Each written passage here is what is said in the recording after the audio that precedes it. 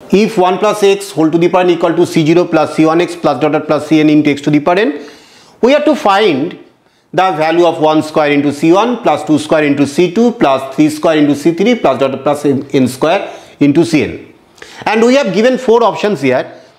We can assume n equal to 2.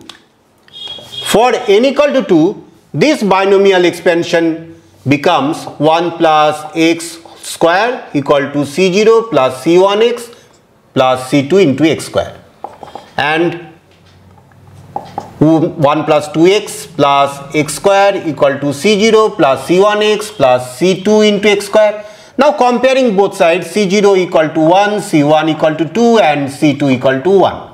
Now for n equal to 2, we have to find only the sum of these two terms.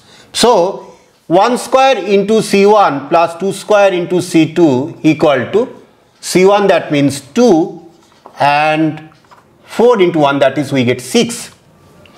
Now we have to check which of the following 4 options gives the value 6 for n equal to 2. Now if we put in this option n equal to 2, we get 2 into 2 plus 1 into 2 to the power 2 minus 2. So we get 2 into 3 into 2 to the power 0, that is equal to 6. So we can say that A is the right answer.